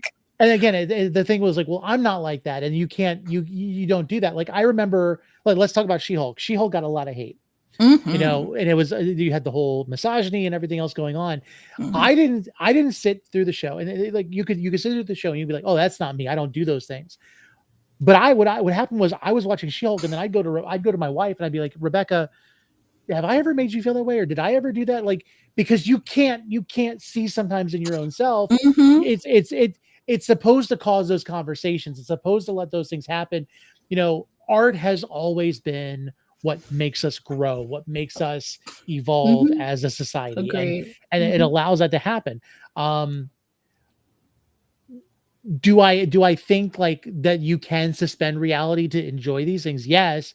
And just like you said, if you don't like it, just turn it off Yeah, or you don't have to watch whatever. any of Because it. honestly, the phases 4 and 5, if you don't like a specific property, you can turn it off, because honestly, at this point, we have no idea how they connect anyway. So it's not like you're really missing out. So Anything. Exactly. It's one of those things. To me personally, I love She-Hulk. My biggest issue is that more people immediately didn't like it because she's female and didn't give it the attention that it needed to give, because they thought that they were like nerfing the Hulk. And I was like, but she's different than him. She can't nerf him. She's different than him. The guys are like, oh, the comic books and everything else, and the ones that were hating on it have never picked up a She-Hulk comic At like, all. I made sure I bought a She-Hulk omnibus this last summer, and I'm sitting there going like, yeah, it's spot on. It's It's Yeah. exactly it. They knew what they were doing the Mhm. moment that they wrote the script and they started filming. And it's Mhm. unfortunate that we're not going to get more of her, more likely than not. Agreed. It's very unfortunate, because I think that properties should be able to take risks with things and not always just have the same BS over and over and over again. Agreed. So when you're able to clean your palette with a sitcom in a way No, right. of She-Hulk, like Or procedural, because she said that it's Right. it's a procedural Right. above everything Exactly. else. like just like, and if you don't like it, then don't watch it. Like you really don't Mhm. like you can have an opinion on it, that's fine. Like I had issues with She-Hulk. Was it perfect? No, but like some of the issues that I heard people have with it, I was like, okay, that's not what I don't understand why that's an But issue. see, So, like, no guy that I talk to could in like intelligent words tell me why they didn't like She-Hulk. It was more so like, I just didn't like it, and I'm like, why? Like, let's get into it. Like, because I thoroughly enjoyed it, but it informed me as a woman. And what I realized with most men is that if they can't relate to it on some level, it's stupid, it makes no sense, and they want no part of it. But to me, when she's like arguing with Bruce and she's like, I have to control my anger more than you. Mhm. When I tell you every man on the online blew up at that, well, he was abused as a child and he was this. I said, that ain't in the MCU. So you can't bring comic stuff into the MCU. But I was like, you're not understanding from a woman's perspective. Because think about it. If we get emotional, why you crying at work? You a woman, toughen up. The man that got that promotion not crying. I can't cry at work. because it's gonna make me look a certain way. So can I cry at work? No, I have to like stamp that down, get my job done, and I have to leave. If I'm cramping, going through something that I go through once a month, I still have to go to work and be in pain and not tell anybody I'm in pain, because if you tell a guy that, like, you know, you going through women cramps, it's they get uncomfortable. I'm uncomfortable too. I've stubbed my toe before. It does. No, you exactly. Exactly. You know, I love She-Hulk, and I'm sad that I won't get more of that, because like I felt like Jennifer spoke for like a lot of women, especially a lot of women in a corporate like position. And then add on top of the fact that like she's a Hulk with exposure. She's a Hulk that like she's going through something that Bruce didn't really go through. It's an opposites on both ends. That's an interesting story to me. But like even if like you go past just that part of it too, She-Hulk was more informative of phases 4 and 5 than most of the 4 and 5 stuff was. I mean, we got a reference to a guy with claws in a bar. We got the Iron Man shoes, which I thought was a really cool little reference. Yeah. You got a little update about that. It shows that it's like the whole celestial coming out of the earth thing is like a tabloid thing. Yep. We connected Wong with Shang-Chi. You know, so we the Abomination, which connects him still to the Hulk. We got Daredevil in this to show that Daredevil's in our universe, or at least in that part of the universe. You know what I mean? Like, so which means that Echo is somewhere in that universe, because Daredevil connects to Echo. It's a lot of things. Yeah, it's a lot of things. It's one of those things where it's like, you know, it's a shame that, you know, one, you can turn off if you don't like it, but at the same time, don't accuse it of the stuff that you say it is if you don't know. If you don't know what's going on. Exactly. Now, I will say this. We've been going for almost 2 hours now. We're an hour and 40 minutes. I want to make sure Kai doesn't ever be like, I got to get out of here. I don't want to talk to no, you're fine. You're good. Yeah. So I would have just messaged on the low, like, I think it's time for me to go. Can we wrap it up? Like, wrap it up, please. I'm fine. It's like, thank you, everybody. This has been the Everything But Deadpool show. No, but honestly, I'll be honest with you. Like the last couple of weeks, these conversations have been fantastic. It's been more than, and I think it just needs to happen. Like keep talking about this stuff, because it's coming from a place of people that love the content, love the stuff, and we want to see it succeed. We want to see it grow. So being able to have those conversations and, you know, we can critique it and we can say what we don't like about it. You know, and we do. Like let's, you know, I like valid Charles arguments. Xavier one more time, you know, come on, that bastard. Let's talk about him. But I like valid arguments. Give me valid arguments. Don't be just don't tell me because. We're going to go ahead and we're going to wrap up here. Are there any like final thoughts you guys want to give about Deadpool or what you're looking forward to? I know we're going to talk, you know, we're talking Deadpool 2 tomorrow, or not tomorrow, next week.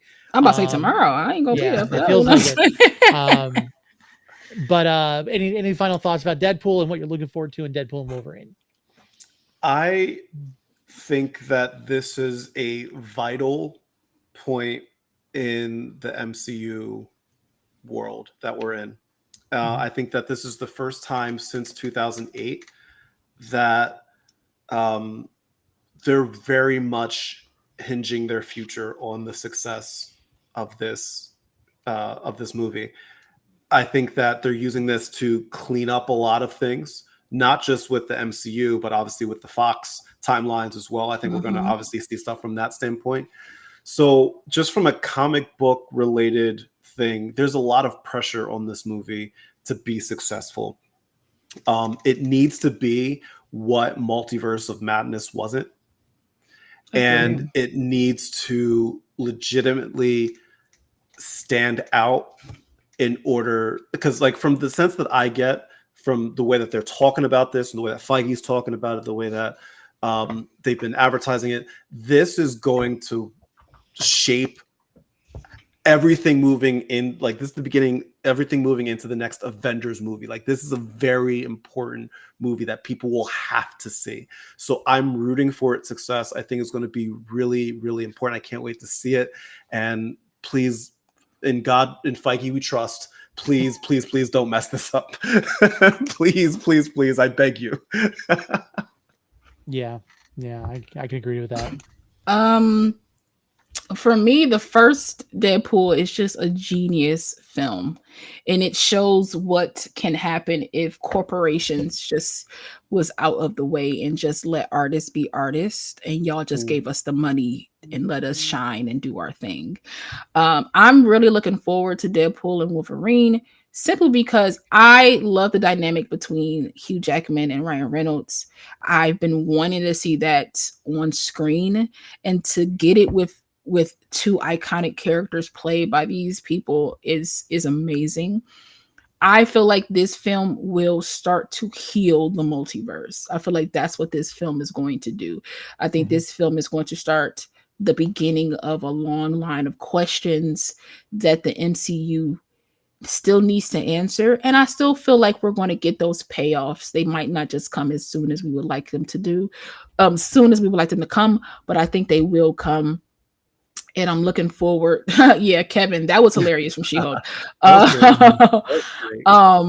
I'm looking forward to seeing what the plot of this film is. To me, I haven't been as excited for a Marvel property in a long time, simply because they've left a mystery around this film that's making me so happy to partake in. So yeah, can't wait. Yeah. Deadpool meant a lot because in the line of some pretty bad Fox X-Men movies, this movie almost didn't happen, and I think there are two times where I felt like online outrage worked for our benefit. One being this film, second being with Paramount for the Sonic movie. For sure. Sonic. Them teeth, baby. Like Lord. learning a lesson and seeing what the opportunity, the possibilities are was a big deal. And Deadpool was everything that a Deadpool fan needed it to be. And people who thought, oh, Deadpool's not a really popular character. No, Deadpool was a very popular character, and this character was needed and became even more popular to the point of where it kind of revitalized the comics for him as well. And that's what makes me super excited. And I agree with both of you. We are at a very crucial moment. Yes, Guardians Volume 3 was great. We had a big lead up with Multiverse of Madness that was just a big letdown. And I blame the writing because Wanda was supposed to be a Avengers level threat, and the writer pleaded for her to be in that movie. And I think they should have stuck with Nightmare. I think they should have just stuck with that. But this has the potential to undo, or I won't even say undo, to course correct and to kind of trim some things up. And I really feel like that's what he's doing. I feel like the TVA is going to be like, the timeline is going wonky. We need you to kind of cut edges. And you find out he's going around killing Avengers or killing like Marvel characters. And he's got to I think that's where we're going. And we're going to see some things like being trimmed in the most unrighteous ways possible, which I hope so. But I'm here for it. I'm looking forward to it. I really feel like they're putting a lot into this, and just with the promotions, I think there's the Heineken promotion where Deadpool stole adamantium to make the cans. Wolverine is on The Bachelor. Yeah, the Bachelor one, and then it's like he thumbs up by his booty and stuff. Like that was a good one. And then of course Deadpool, I think stole the ball or was like at Wrexham or something. Of course that's the obvious one, but they also changed the angle on the one where like Wolverine walks up and he cussed us out for like the phone thing. They just changed the angle on that when I went to the theater. They just changed the angle and it's like a different angle now. It's awesome. I was like, this is great. And seeing Hugh Jackman cuss, no. This is great. I'm here for it. Yeah. I have to break from that Greatest Showman. I wonder what are the references, and that's another thing too, right? Your brain can go anywhere with this film because of the first two Deadpools, right? So what is he? Because he's in this film with Hugh Jackman, he's going to reference Hugh Jackman. He referenced Hugh Jackman in his own films, so he has to reference Hugh Jackman in these films. Exactly. And then remember his face at the end of the first one was the sexiest man alive. So like I feel like he's going to do something in this film. Is going to, because he's here with you now. Like, you can't not do it. And I'm excited to see. Oh, I mean, even what the that monologue is. in the second film where he's like angry that Wolverine killed himself first. Like, He's like, that- damn it, that whole Wolvie. thing- Well, I'm dying too. Yeah. So, oh man. Well, I'm excited. yeah, next week is the last of the Road to, and then I guess we'll do a week after that, where we'll give a week and we'll be doing like a reaction to Deadpool and Wolverine. Kai, you are always welcome to come back anytime. Oh yeah, love having you on. It's been great. Me and Locke can talk nonstop. Easy. We don't have a problem with that. And you hear she gives me crap all the time. So, and I want to explain that a little bit. So so your introverted stuff online always speaks to me because I always pretend to be extroverted, but I'm very much an introvert. And like one of the things you do is when you're in a conversation, you build yourself up so much for what you're going to say. You don't hear anything that anybody else says. Law and I have been on the Real Study for a long time together. Back when I was on, it's another that's another podcast for those that they always seemed to have me talk after her. And so the whole time she's talking about whatever she's talking about, I'm thinking through what I'm going to say. Didn't hear a word she said, and then almost verbatim repeated everything she said. So I feel that. I know exactly what that feeling is. 100%. Yep. Yeah. Yeah. So it's to a point where for a while, like I kind of kept it to myself, but I was like, does this guy not like me as a person? Because he keeps I thought she didn't like me for a while too. I was like, does he not like me? Because he keeps saying what it's like he's mansplaining what I'm saying, and I'm just like, it's like no, I was what's happening? Oblivious. So it got to a point where I was just like, are you good? Are you good? Like, are we good as people? Like, are we good? And then I definitely feel you there. I think I helped him with his listening skills because, like, it's like, oh, okay. Yeah. Well, on this series, it's actually been more prone for me to forget what I was going to say because I'll have it in my head and I'll stop and I'll listen a lot because I don't want to repeat what she said. So, that's okay. Long sullen silence, Yeah, but that's where my ADHD comes into play there. Like sometimes I'll be talking and I'll be like, I'm going somewhere with this. I have no idea. Yeah, I had it. I don't know where I was starting, but that's me all day. I'm like, let me tell y'all. I forgot. Immediately. I forgot. But yeah. But me and Tony have gotten better since then. It's gotten better. Oh yeah, it helps to talk afterward to make sure that there's nothing wrong. Right, or sometimes I'll just be like, "You go first, man. Go ahead. I remember mine. You just go." So. Yeah, I will happily come back and chat. I don't get to like I said, I don't get to talk. I don't get to show off my nerdiness like at all ever on my platforms at all. So like I nerd out about comic books, I nerd out about wrestling, and I nerd out about theme parks. Like those are the three things I can like 100% nerd out about. Love it. Kai, where are you from? Real quick before we go, where are you from? I am from. I grew up in New Jersey, but now I live right outside of Philly. Ah, okay.